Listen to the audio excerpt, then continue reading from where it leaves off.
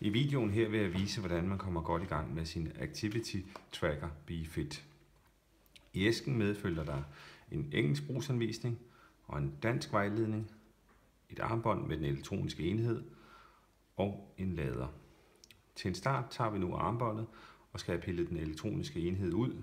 Det gør vi ved at trække i gummibåndet og på den måde lige lirke den elektroniske enhed ind ud fra den. Nu skal vi sætte den til at lade, og det gør vi i denne her. Der skal vi lige være opmærksom på, at der er et par poler herinde og et par poler her, der skal mødes. Vi klikker ned i her. Nu kan vi lade via en traditionel telefonadapter på den her vis, eller vi kan tage og sætte den i en USB-port på en PC. Når vi har gjort det, er det vigtigt, at vi får et blåt lys i selve den elektroniske enhed, og nu er den ved at lade. Vi skal lade den elektroniske enhed lade i en halv til en hel time, så nu vil jeg lægge den til side, og imens vil vi så gå i gang med at installere den app, som skal forbinde telefonen og armbåndet. Til iPhone kan vi bruge en app, der hedder Smart Movement, som vi finder i App Store. Den samme app kan vi finde til Android i Google Play. Jeg vil nu vise, hvordan vi finder den til en iPhone. Jeg går i App Store. Her skriver jeg Smart Movement. Den har jeg her. Klikker på den. Og jeg vælger at downloade den. Appen er gratis. Så det er kun at vente på, at den bliver installeret.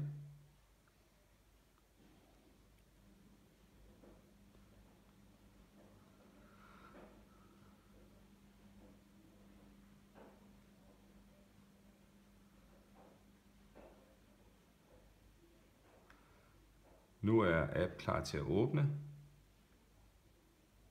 Det første billede, vi kommer i, viser 4 forskellige armbånd. Det er armbånd, som vi har. Det er det øverste. Derfor klikker jeg på det. Og nu åbner appen inde i de personlige indstillinger, My Profile. Og herinde der skal vi gå fra Imperial til Metric.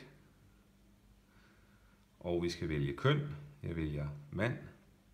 Vi skal notere en alder. Vi skal notere en højde.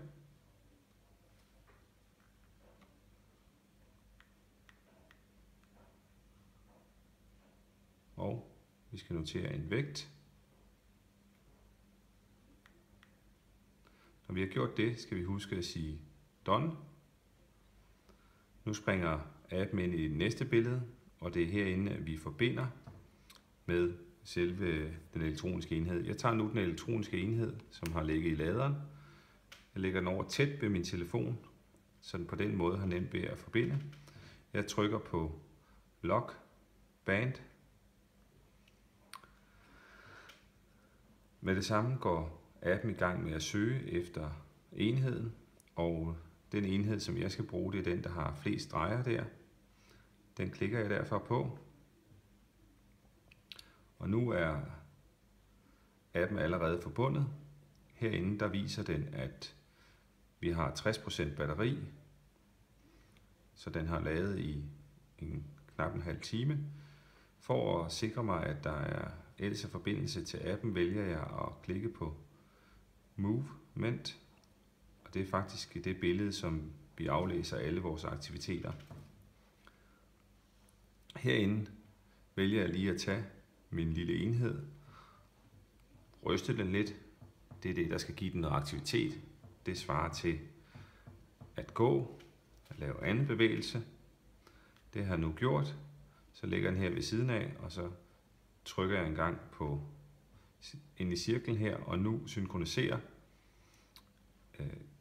appen, telefonen med den elektroniske enhed, og vi ser, at den har målt en aktivitet. Og dit armbånd er nu klar til brug. Vi placerer det tilbage i gummiremmen, og kan nu tage det på armen, og på den måde tage det i brug.